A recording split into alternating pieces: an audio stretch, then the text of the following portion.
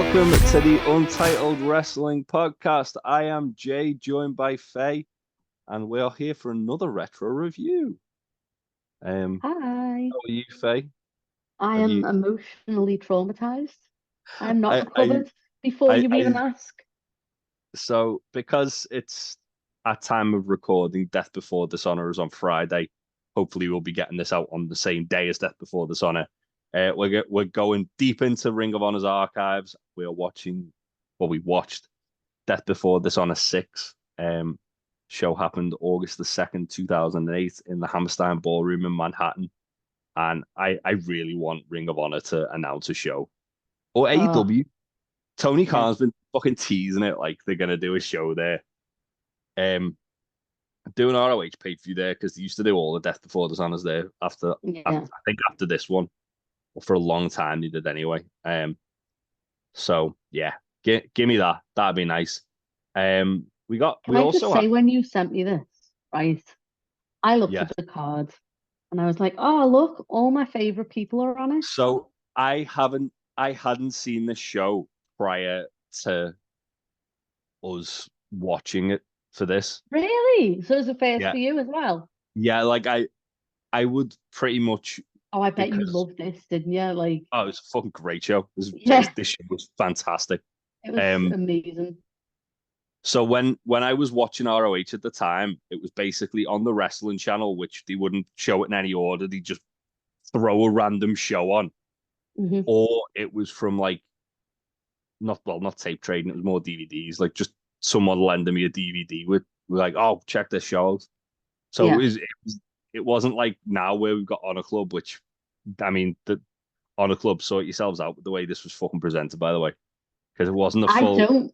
I don't hate it though. Like I like that I can go to matches, but also I feel like there would have been some fucking stellar backstage promos. Well, there was one that opened the show that we didn't see because it wasn't on, which was Nigel McGuinness cutting a promo on everyone in the match in the main event. So you'll have to find me that. Well, apparently, I've got like a fan review from the show who went the show. Okay. And he said the sound quality wasn't great, so Nigel calls Bryan Danielson a clam digger, obviously, and he calls Tyler Black Tylenol Black. And they said that's pretty much what they said. They could make out. They couldn't hear anything else. He basically refers to himself as the best wrestler. Angry British noises. Yeah. So this was in the midst of Nigel McGuinness's historic Ring of Honor World Championship run, which, in my opinion, he might be the best Ring of Honor World Champion. I know Bryan Danielson is my favorite wrestler of all time, and he was an amazing Ring of Honor World Champion. Coming from you. I mean, it's probably not the only thing I'm going to say to upset you today. So it started. Nigel McGuinness has upset me enough. Well, yeah. We'll get to that in a bit. So the commentary team as well, this cool little tidbit is Dave Prazak and Lenny Leonard, who would reunite in GCW for a bit, which is nice. It did feel very like I'm watching a GCW show, but it's Ring of Honor, didn't it? Yeah, so that I think that's by design. Like GCW nowadays is pretty much sort of what Ring of Honor was 20 years ago. Obviously, in 2006. They did a Page of Death with CZW versus ROH. I am very aware of that. I almost picked that Death Before Dishonor, and then I saw the card to this one. That one, so you can't watch it. We can't watch that one. We could. It was just that I saw the card for this and was like, yeah, Faye's gonna get a kick out of this. I got something out of it, I'll tell you that. Well, you got emotional after it. Yeah. Anyway, first match, we get very, very young Briscoe brothers versus the team of the Vulture Squad. They were so baby. They were just like little angry boys. I'm pretty Briscoe so much. Like I do. I'm pretty sure Mark Briscoe was like legit only like in his early 20s on the show. Like on the first Ring of Honor show, I'm pretty sure he was like 17. Oh wow. And this was 5 years later, so I'm pretty sure he was like 23. Probably already had 4 kids at this point as well. Well, he's got 68 apparently, according to Nigel McGuinness. So yeah, Mark had recently returned from injury, and the crowd were like feral for him. Yeah, Also, how familiar are you with Vulture Squad? not at all. They are a very good tag team. It was a So really good match. the team of Ruckus and Jigsaw. Jigsaw used to have a mask which has like a was like a red mask with like a black Jigsaw piece on. They part of this like storyline, they got him to unmask to show his real sort of face. Fun fact: a couple of months after this show, Brian Danielson got him to put his mask back on because he said he was ugly. Wow. Oh my God. Also, Jigsaw did show up in TNA at one point, basically under the same gimmick but called Rubik's because copyright. Um, I don't and want to you know, know. I he don't wasn't want to know. he wasn't bad. He was just in the X division, just random X division. Like it's no TM face stuff. It's just Oh, a little. okay. It's just a little tidbit of information for you That's all that right then. he's shown up in the X TM division. Faye Light. Yeah, we'll get to TM Faye maybe. Um, and so yeah, the match starts off very back and forth. Jay and Ruckus just again just doing. Ruckus is awesome. He's so ahead of his time. Yeah. It's mad How that agile are the Briscoes as well? Like yeah, at this point, it's young insane. Briscoes before they went full blown murder. Yeah. Bless. So yeah, there's a really cool spot where Mark goes for a crossbody on the outside and like nearly kills himself. Um, Jigsaw then does a senton onto everybody, and then Ruckus does a moonsault onto everyone, and the crowd are like so hot for this. The crowd Um, are wild through this entire show, aren't they? Like, yo, yeah, like New York Ring of Honor show. This is like off the back of like when WWE did ECW One Night Stand in that building. Like mhm. I think it was literally like a year or two before. No, wait, there. No, it was 2005. So 3 years before, 3 years after ECW One Night Stand, and there's an indie promotion doing a show there, and it's like Yeah, it feels like ECW. That's the best way to yeah. describe it. Yeah, more back and forth stuff. Vulture Squad go for a double team move. Uh, Mark comes in and makes the save, and then Briscoes kill Jigsaw with a springboard Doomsday device to pick up the win. Yeah, they do. Yeah. Um, Short and sweet match, but Didn't very fun. overstay its welcome. It was a good Yeah, opener. it was a really good opener. And then the Briscoes celebration is interrupted by my good boys, Sweet and Souring. Is this the first Oh, time you've seen Larry Sweeney? yes, He's yes. fucking great, isn't he? He's such a It shit. was it was a strange, like, yeah. Yeah, I reckon if Larry Sweeney was still alive, he would have been massive by now. Oh, He he'd probably be like in the sort of like Don Callis role in AEW, I think. Um, yeah, yeah. I can see that.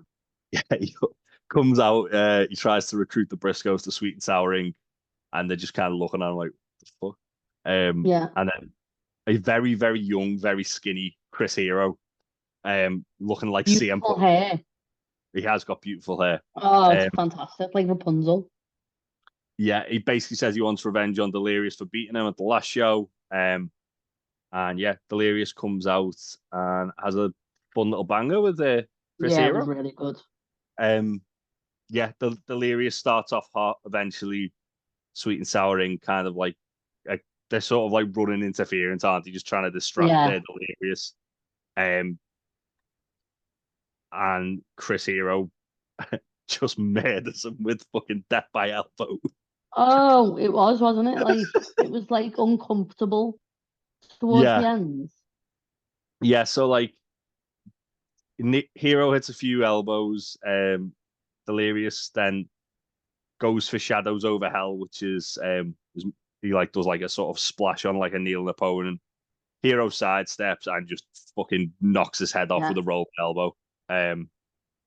I can And see why like because obviously I haven't seen much like Kings of Wrestling. oh Like my boys, that's what I'm saying. Like I can see why him and Claudio are like an excellent fit. yeah, like that. So this was before Kings of Wrestling. I think it was a. I'm trying to think when they I think they formed either at the end of this year or the start of the following year. And yeah, basically Chris Hero was kind of like this was the start of them starting to like make him feel like a big deal. Yeah. But yeah, this wasn't a too long match again, only 8 minutes. But it did what it needs to do, which was get Chris Hero over, and then Larry Sweeney's back to business again, and this time Eddie Edwards, who's the top prospect in wrestling and the top prospect of sweet and souring, He looks calls like a out. small angry child. I mean, he still kind of looks like that now, just Yeah, he does. with less teeth. And yeah, um, yeah, they call out Roderick Strong, who's been feuding with Sweet and Sour for quite some time at this point, and yeah, just back and forth match. Roderick Strong's just beating the shit out of him, Eddie Edwards. Um, as the refs kind of like distracted by all the shenanigans of Sweet and Souring, Yeah. Chris Hero jumps up on the apron, smacks Roddy with a loaded elbow, But he and does, because that's what he knows what to death do by best. elbow. Yeah. Yeah. But yeah, I think Roddy. he got the wrong name of the pay-per-view, to be honest, but Well, Chris yeah. Hero can do what he wants. And yeah, Eddie hits a lovely looking acai moonsault to pick up the win. Yeah. Yeah. Madly, 2 years after this pay-per-view, um, Eddie Edwards and Roderick Strong would feud over the Ring of Honor World title. Nice little callbacks like that, though, isn't it? Like, Yeah. But yeah, it was again fun match. About 10 minutes. Nothing too big just yet happening, but that's about to change because Larry Sweeney comes out. He gives a Hero and Eddie Edwards the rest of the night off. Say he's got them a personal masseuse to give them sports massages backstage. And then he introduces the holder of the most prestigious world title in wrestling, Adam Pearce, who is the NWA World Heavyweight Champion. I enjoyed this match, but I do feel like it dragged its heels a bit. Yeah, it was a very, very fun match. I thought it was one of the better matches on the card. It was. I think it was just a bit too long. Yeah, it was very kind of NWA. NWA, yeah. So it was Adam Pearce defending the NWA World Heavyweight Championship against his former stablemate Brent Albright, who would not He long was after really this, good. I've never seen him before. he was very good. He's sadly retired now. But yeah, he not long after this he went to WWE, and Oh, really? they felt like they were going to do like make a big deal out of him, and not came of it. And then he not long after retired. But yeah, basically this is old school NWA rules, so no one's throwing anyone over the top rope, which got a massive boo. And yeah, just all the other NWA-ish like old school style match. And these two beat the living shit out of one another. Oh yeah, they did, didn't they? Like the fucking gnarly blade job as well. Like, well, yeah. Yeah, so basically they bust each other open by headbutting each other. And Larry Sweeney tried to get Pierce intentionally disqualified with the chair because obviously the title doesn't change hands. DQ. Wild Roderick Strong appears and sick kicks the chair into Larry Sweeney's face. More back and forth between these two, just beating the piss out of one another. Both go for figure fours. At one point, Adam Pearce puts an STF on, and the crowd starts chanting "Fuck John Cena." Honestly, like that fucking armbar as well. That Albright has he makes it look like it's like Albright, the worst move ever. The crowbar. Yeah. Yeah. So Albright Albright hits a couple of half and half suplexes, a load of Germans. It was very Eddie Kingston vibe, wasn't it? Like, yeah, well, incidentally, when he went to WWE, they paired him up with Chris Benoit as like his understudy because obviously similar styles. yeah. Yeah, and then Pierce manages to get his shoulder up, and Albright basically rolls him up. Pierce kicks out again, and then Albright locks in the crowbar, which is like that modified Fujiwara armbar, which is just fucking vile. It is. And Pierce taps out, and the crowd fucking went nuclear for this. Oh, the crowd was like massive every time they was like, and there was so many near falls as well, like in terms of like through this whole show, like the ref was like so close where you're like, is that a 3? Is that a 3? Yeah, this match was great. It was, as you said, it was went a little bit long. It was 20 minutes. It was slow at times, but the crowd was so hot for it. The crowd were fucking white hot for it, and they, as I said, they beat the piss out of each other. Obviously, like this was a grudge match. They were both in a faction called the Hangman 3 before this, and then Adam Pearce turned on Brett Albright and joined the Sweet and Sour Inc., and that's why we got this match. But yeah, these two had an absolute fucking war. It was awesome. It was a really good flow of this pay-per-view, I found. In terms of like, go on. Oh, just in terms of like you say, like that, like where it was like one through the other, through the other. It was nice, seamless. Yeah, I like the fact that it was kind of, it started off with like 3 relatively short matches, but like to get the crowd hot. So by the time it got to this one, everyone was like fully invested.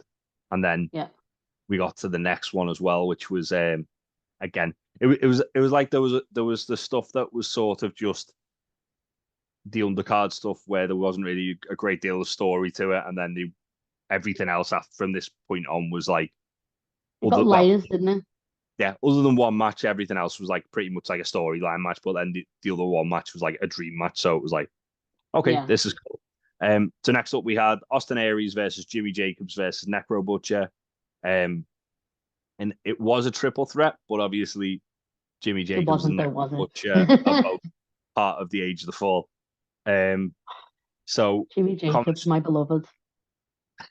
He's such a fucking brat in this match. I love him so much. I was texting that, right? And I was like, oh, look at the whole behavior on this man with those fucking jeans. They were like fishnets. It was delightful. I'm gonna tell Stacey all about this match so she can watch it. I'm not surprised by that. We should. It was so good. I was thinking of dropping a VGS member a message. And honestly, seeing if they wanted to jump on this, but I left it too late. Honestly, like we'll have to do one where, like, even if we just watch like a fucking compilation of like the Age of the Fall thingies and get Stacey on, and you will have to deal with us both. I can't do that. I yes, can't. You can. That. You can, and you will. Sorry, Stacey, if you're listening, I can't condone that. I do not want to be the master of ceremonies for you two getting weird about Jimmy Jacobs. But anyway, let's go to the match. So commentary do a really good job of talking about like Jimmy Jacobs is terrified of the Necro Butcher, and the one thing he fears is losing control over the Necro Butcher. But also Jimmy Jacobs is like throughout the match basically saying, Necro Butcher wrestles for me. He's not wrestling against me, sort of thing. He's like master manipulator, isn't he? Yeah.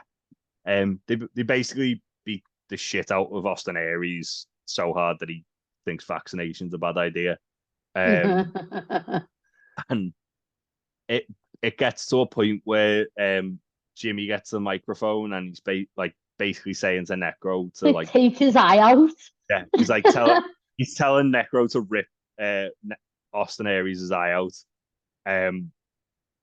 Not saying that he should have listened, but he absolutely should have listened. Probably should have listened. Necro Butcher has a crisis of confidence. Austin Aries hits Necro Butcher with the chair. while he's got his back turned and throws it to Jimmy, who then Necro Butcher turns around, sees Jimmy with the chair in his hand, and does an actual murder on Jimmy Jacobs. Yeah. And then just gets out the ring. He like swats the chair out his hand and just punches Jimmy, and like the crowd like love it. And then Austin Aries hits a corner drop kick, brainbuster, 450, picks up the win. This was Jimmy Jacobs noises. It was fun. This was fine. It did what it needs to do. Moved along the story of the Age of the Fall. It turned Necro Butcher when he was pretty much had to turn at that point. And there was a little bit of backstage stuff, which obviously we didn't get because the way it's shown on Honor Club, unfortunately. Where Motor City Machine Guns did like a little bit of a backstage promo with Daisy Hayes. Then what else we got? Then they're talking about Kevin Steen and El Generico. It was Brian Danielson promo as well, where he's basically just talking about the main events. Probably saying some ridiculous things about Nigel or how much he likes eating clams. Pretty much. And then there was a Rhett Titus and Delirious thing because there was like a love triangle thing you were doing with Delirious, Daisy Hayes, and Rhett Titus. Oh dear. Yeah, it was something that happened. And then we got a Noah Dream match, which was Go Shiozaki versus Naomichi Marufuji. That was good. And Go Shiozaki also part of Sweet and Sour Ring. Oh really? Yeah, they did mention it on commentary, but not because like Larry Sweeney had been murdered to death by Roderick Strong at this point. He wasn't there. He'd gone to see the masseuse to like get his head checked out. But yeah, this was fucking great. There was it was so good. What Ring of Honor used to do in this period of time was they'd bring over like Japanese guys and just say, go and have a fucking match, and let them just Marufuji's fucking super kicks make the Young Bucks look like love taps. Oh, Marufuji's fucking awesome. Like what the fuck? Yeah.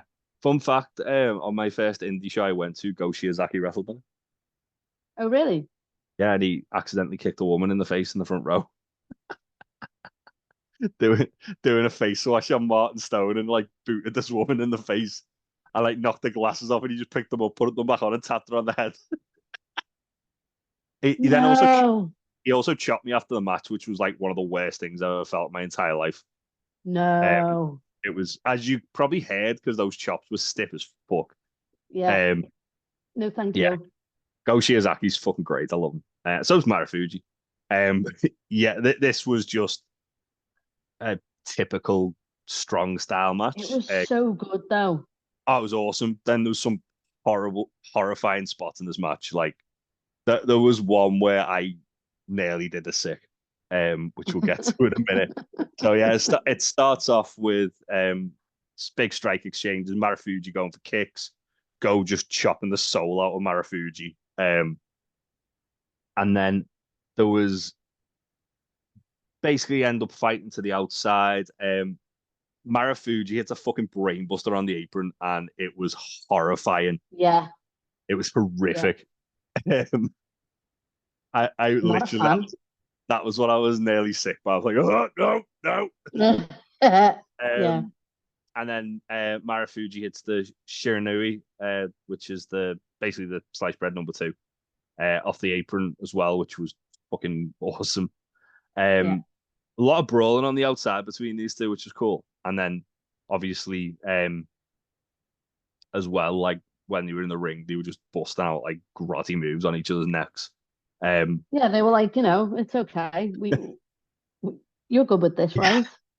Yeah. There was an awesome spot where Marufuji went for the Shiranui and Shiozaki reversed it into a fisherman's buster, which I popped like a motherfucker for. Yeah, it was really good. As you said before, Marufuji doing some filthy, filthy super kicks in this match. They were so evil looking, like. Oh honestly. yeah, Marufuji. Have you seen Marufuji and Kenta from Noah? No. Right, I'll try and find that because we need to watch that because that's just like grotty as fuck. That was my introduction to both those wrestlers. Yeah, there was a bit where Marufuji just booted the Shiozaki in the face as well. He was just like properly going for it, wasn't he? Like, yeah. They don't fuck around. no. Yeah, Marufuji hits a coast to coast, which was fucking wild. Shiozaki then hits an orange crush. That doesn't get it. Goes for the go flasher. Gets reversed into Shiranui. Both guys are down. Marufuji hits a curb stomp. Gets a 2 off that. And That then was we a get war crime. that was grotty as well. And we got like a bit of a trade off, like of chops and super kicks. Were you getting like PTSD? I did remember that chop that Shiozaki did to me, and it made me sad. And then Marufuji hit the pole shift to pick up the win. Yeah. This was outstanding.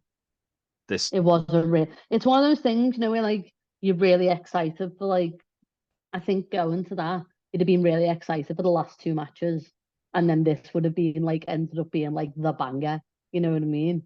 Well, that's the thing. Like with ROH shows back then, they'd always have like the random matches like this on, where it was like a showcase of like a Japanese promotion or a Mexican promotion or something like that. And you wouldn't necessarily know who was in the match, but you go, I mean, it's probably going to be pretty sick. Yeah. Probably going to be pretty fucking cool. And 9 times out of 10, they are.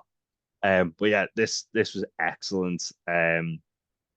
And yeah, I want to watch more Go Shiozaki and Ring of Honor. I'm down for that. I'm Marufuji, but I want to see I want to see more because I think Go was on excursion at this point in ROH. Yeah, he was. Because that's why he's part of Sweet and Sour. Yeah. So yeah, I need to see what other antics he gets up to. After this, there was a Tyler Black promo where it was basically just kind of teasing that he was heading towards a face turn and away from the Age of the Fall. And then we got a match that I'm sure that you would have. I was completely normal about it. Yeah, absolutely normal feelings about, which was Kevin Steen and El Generico, rest in peace, versus the Motor City Machine. I was so normal about it. I can promise you that. Yeah, this was. I think this was the loudest the crowd were for the entire night. Yeah. The next match was Kevin Steen and El Generico versus the Motor City Machine Guns. And my boys. I'm sure you absolutely had normal feelings about all of this. I was so fine about this because given that I know you like all 4 men in this match. Yeah, it was like a little treat. And to be fair, it was even better that I'd completely forgotten this match was on the card. So like I was like, yes. So yeah, there was a little bit of a side feud with Alex Shelley and Kevin Steen. Oh they were God. Trying to kill one another. Yeah. There was a bit where they just kept spitting on each other. Yeah. So Alex Shelley was like biting, and both members of the Machine Guns were biting El Generico's hands early on, and then Steen hot tagged, and like Alex Shelley was like blowing snot rockets and like spitting on him. Oh, it was vile.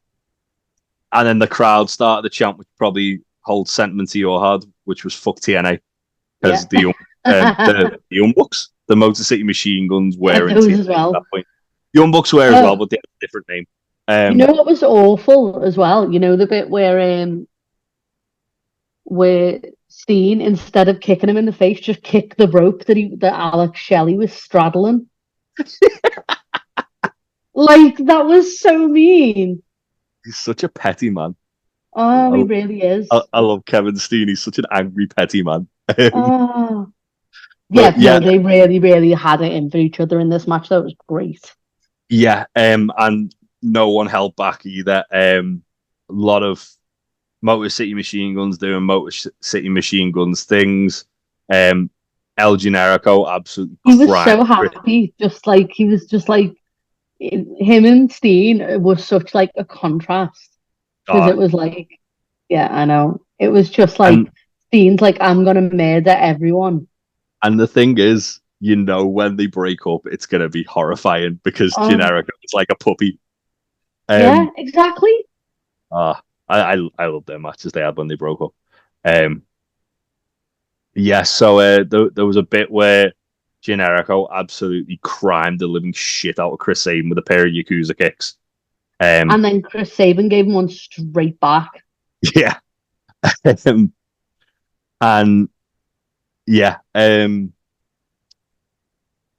basically, I liked it.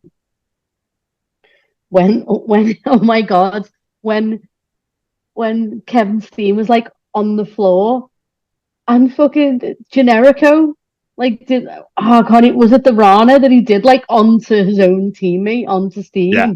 Like there was no thought. It was just like, I'm gonna do this. And there was just like no consideration for anything. Steen and Generico was such a chaotic tag team. They were fucking awesome. Oh, I know.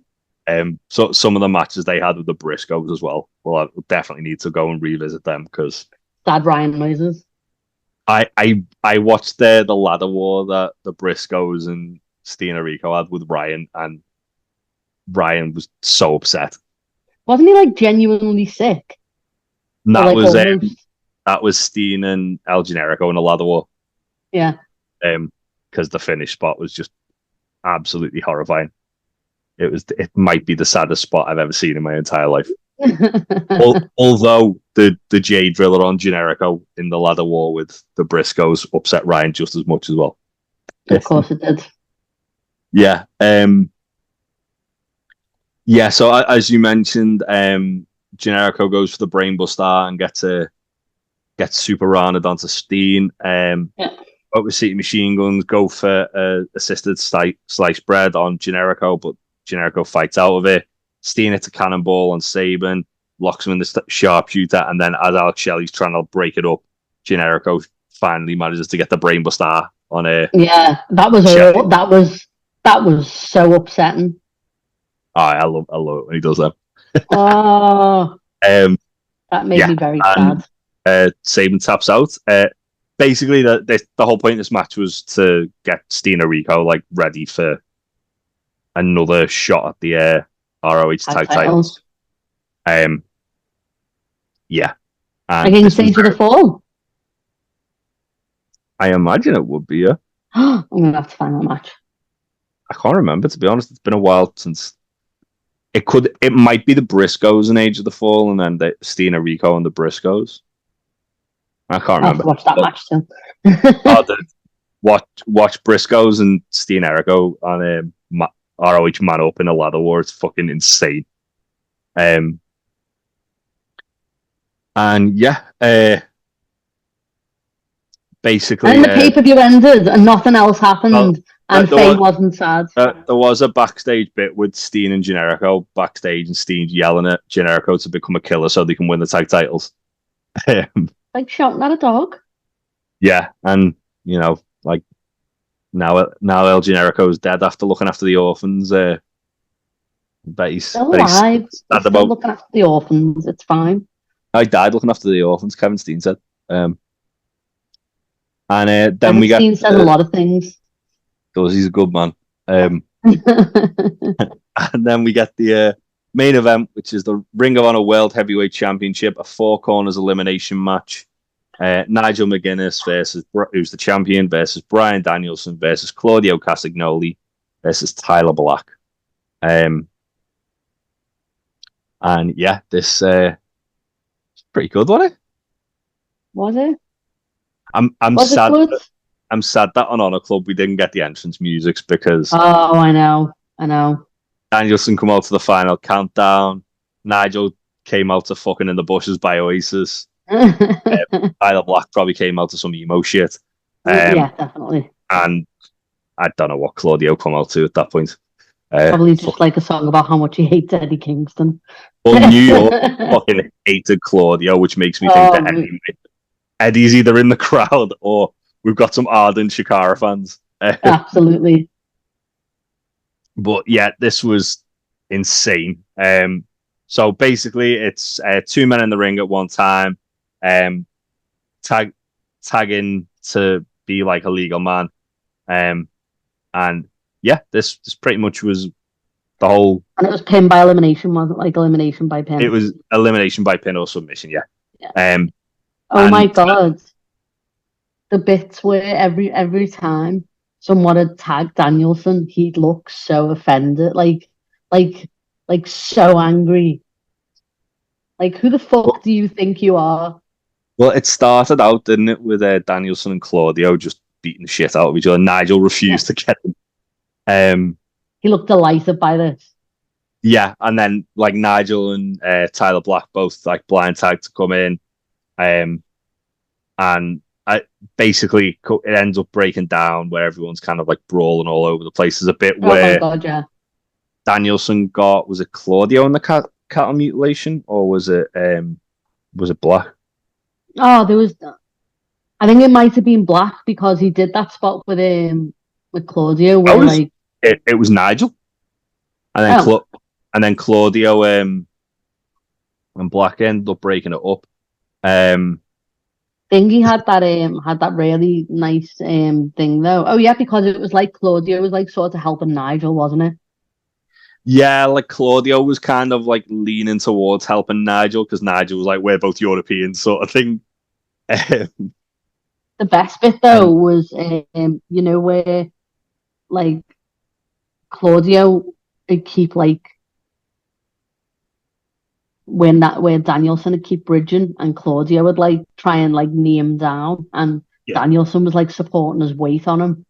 That was insane. Yeah. So it was quite funny in the sense that like whenever Claudio was like in trouble, Nigel wouldn't help him out. But like obviously Claudio would help Nigel. Now, like there was a bit where Brian has Claudio in a triangle choke and Nigel's just ringside like, let's see how this plays out. And then like Claudio breaks out. Nigel hits the first of many murder lariats on Tyler Black at this point as a bit of a brawl with Danielson. Danielson throws Nigel into the front row and then springboards into the crowd. Yeah. And man got distance. Man got major distance. Oh my god, it was insane, wasn't it? Yeah. He gets back in the ring. Claudio big swings him. They end up doing some trading uppercuts. Claudio hits a pop-up uppercut, and as he covers Dragon rolls him up and eliminates Claudio. And then Claudio reacts normally and walks away, and definitely. Yeah. So yeah, Claudio's like shocked, and Danielson shakes hands with him, and the crowd are chatting, "Get the fuck out to Claudio." And as Claudio, like this is brilliantly framed as well, because Claudio's walking out the ring with his head in his hands, and he goes in the corner, and like Nigel's sort of like just staring, gets up, like he's just climbed over the barrier, and he's at ringside. Claudio just goes, "Hey Brian," and just like hits this massive bicycle kick on Brian. Oh, it was so bad. Bomb. And Nigel's giddy at ringside, just so happy. Like it's literally like his commentary on Collision. He's like, "Yes, yes, yeah." And then Claudio. He gets pulled apart like 3 times as well, like, but just keeps coming to kill him. Loads of jobbers come out and like Claudio murders them all. All of them. He then puts a chair on Brian's head and stamps on it. And then Brian starts seizing because why not? And Brian does his old seizure cells. And Nigel's like again giddy at ringside. And every time the referee's trying to break it up, Nigel keeps pulling him out the ring, going, "No, let him do it. Let him go." And Nigel comes in, picks Brian up and kills him with a lariat to eliminate him. And now like Tyler Black's like the biggest baby face in the world because everyone fucking hates Nigel. Oh, it felt like though, as soon as like it like turned around and like he was standing on the ropes, it felt like you're just like, oh no. Well, you know me, I was live blogging you my crisis that I was having Oh while yeah, watching it. so Like, just to kind of pull the curtain back a little bit, Faye sent me a text like about Claudio and then about Nigel murdering Brian, and I just texted her back going, "Oh, you're not gonna have a good next 10 minutes," and then and it I was literally didn't. just Faye having like an existential crisis, texting me like, Oh, it was so upsetting. So angry that I tweeted about it. "Yeah, you tweeted Nigel, well, you tweeted about it, and then I tagged Nigel McGuinness in it saying he was my Of hero." course you did. Of Um, course you did. and he hasn't said anything yet, sadly, but That's okay then. eventually, eventually, I hope. He'd agree with me. He'd definitely agree with me. So yeah, Tyler Black springboards in, gets a bit of offense on Nigel. At which point, Naomichi Marufuji is stood in the entrance watching the match. Just watching, like, yeah. Yeah, basically kind of said like because he beat Chiazaki, he earned a shot against the winner of this match. And it's so funny because they're like, Tyler Black always like gets back up, and it's like Tyler Black shouldn't get back up. Like, yeah, so at this point, Nigel's just like punching Tyler to death. Yeah. He hits a lot of grotty looking lariats, all for a two. Then hits a Tower of London, gets another two. He goes for like the rebound lariat, and Yeah. Tyler Black reversed it into a buckle bomb, which was fucking amazing. Yeah. Oh, it was so good. And then Nigel goes up top. Tyler hits him with paroxysm, which he hasn't used for fucking ages. Gets another close 2-fall. Hits a super kick on Nigel. Yeah, it's a super kick on Nigel. Nigel gets up and murders him with another lariat. Yeah. And then he goes for another rebound lariat, and Tyler Black reverses it into God's Last Gift, which I legit jumped out my chair when he did that. Yeah. Because I thought, oh my God, he's done it. Which he doesn't do that enough anymore. I miss that move so much. I think there's a couple of moves, isn't there, like that, like, it's like, man, why can't we see these anymore? He's in WWE. He's allowed to work his safe style now. But I do miss probably because they're crimes. Yeah, I said to you before, I wish we just got like a year of them just like cooking on the indies, doing could you imagine in GCW? I wouldn't even be that asked about seeing him in AEW. You just have him do the G1. No, just cook on the indies G1. And then go back to WWE if he wants. Just a have year. Him do like, it's so have nice. Him do like PWG, yeah, G1, and then like Wrestling Revolver. That would have been fucking cool. Just Seth Rollins or Tyler Black versus Gringo Loco. That's all I need. No, the only match I need in my life. Just some murder. Just a little bit of murder. Speaking of murder, Tyler misses the Phoenix Splash. Nigel kills him with another lariat, another kick out. It's another Tower of London, and then another lariat, another kick out. Black ducks a lariat, goes for a springboard and gets murdered with another lariat. Kicks out. Nigel locks in the London dungeon. It's definitely like a "why won't you die" moment. Pretty much, yeah. It was. I mean, this was like the face turn, wasn't it? Yeah. Let's face it. But if he had won there, I think the place would have fucking exploded. Yeah, Nigel locks in the London dungeon. Black manages to get out of it by rolling up. He hits a Pele kick, and as he's like kind of building up momentum, Nigel hits another lariat and then picks him up and hits the final nail in the coffin lariat. For a total of, I think it was 12 lariats. Yeah, too many. It was a good healthy amount of lariats. Absolutely incredible match. So good. Even Nat wants to watch this back. I told her about it, and she was like, "Oh, okay then." I was like, "Yeah." Oh, it was so good. The crowd start throwing rubbish in the ring. Nigel gets a microphone and declares himself the best in the world again, and no one could beat him. and then turns around and sees Marufuji and looks like he's seen a ghost. Yeah. And that wraps up the show. Fantastic show from beginning to end. It was so good. Yeah, ROH specifically at I this enjoyed point. this way more than I enjoyed TNA. Yeah, I mean ROH at More than I this point just enjoyed. didn't fucking miss. They really didn't. It's kind of like as I said to you before, it's like the blueprint of like what GCW is now. Obviously, what Yeah. NXT and AEW will become is pretty much thanks to shows like this. Given how many like people who we see in WWE and AEW that were on this card. Yeah, what was your favorite match on the show? I think, heartbreak aside, I think it's the last one. Yeah, main event was fantastic. Like closely followed by the tag match, but like it's just the Tyler Black of it all just wins it. I'm Nigel just being the fucking Nigel being gremlin, man. an absolutely brilliant shithead. Oh, I think for me it might have been Marufuji and it Shiozaki. was really good. Or to be honest, that that Albright and Adam Pearce match was fantastic as well.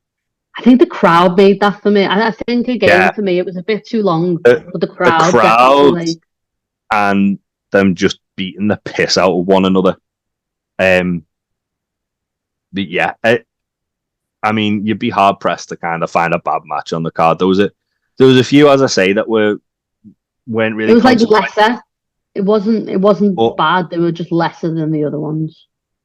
yeah, but they were still fun matches. They were still Yeah, like Hero Kill and Delirious was pretty fun. Eddie Edwards and Jacob's being a Roderick menace. Strong. Jacobs being a menace. Eddie Edwards and Roderick Strong was fine. Briscoes and Vulture Squad for a 6 minute match was great. Yeah. All in all, really, really good show. What would you give it out of 10? Like a 7.5 to 8. Ooh, okay, that's lower than I thought. I'm going with a 9. I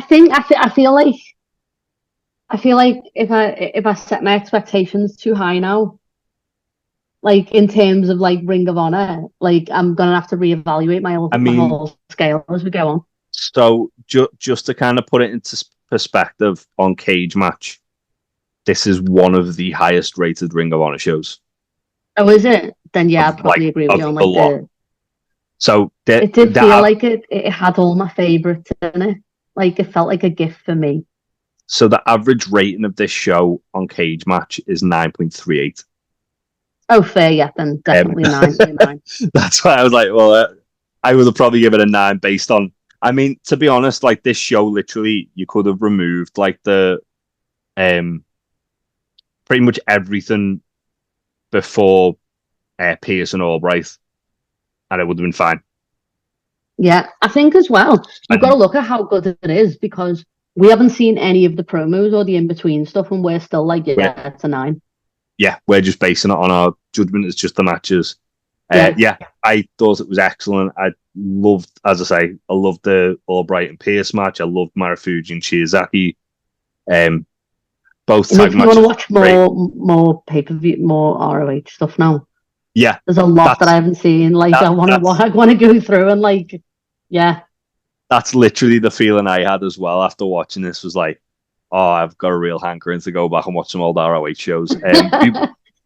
We will be reviewing more ROH shows for sure. Further down the line.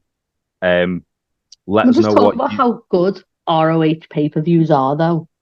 Like, Oh yeah, obviously, we've got like Death Before Dishonor coming up on Friday, yeah.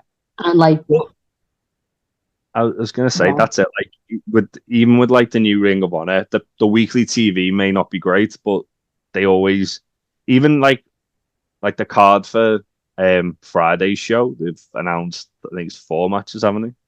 and they're all No, very 5. good though.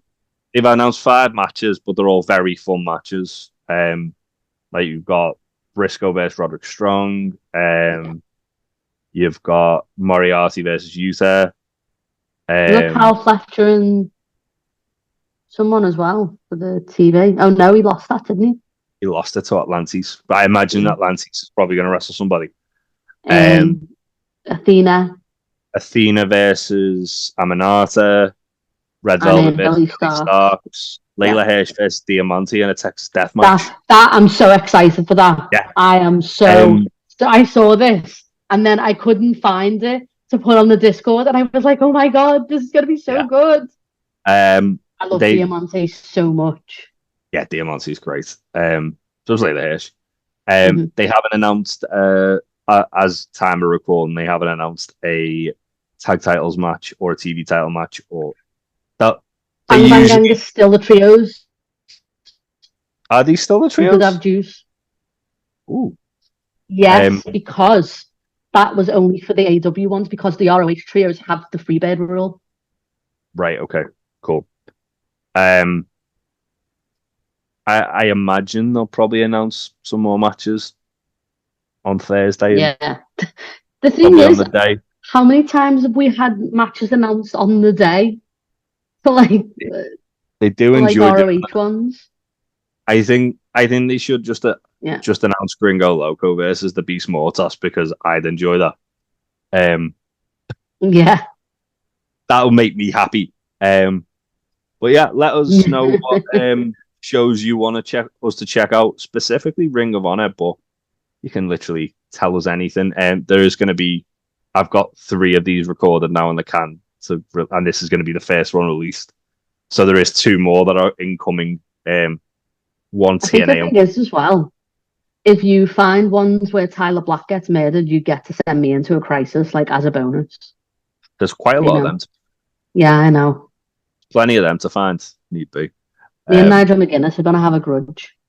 I can feel it. I mean, there was the show before this where Nigel did murder Tyler Black. Well, we could watch that. We could, but do we have to? I mean, he nearly ripped his arm off with a London dungeon, so that'd be nice. Sure.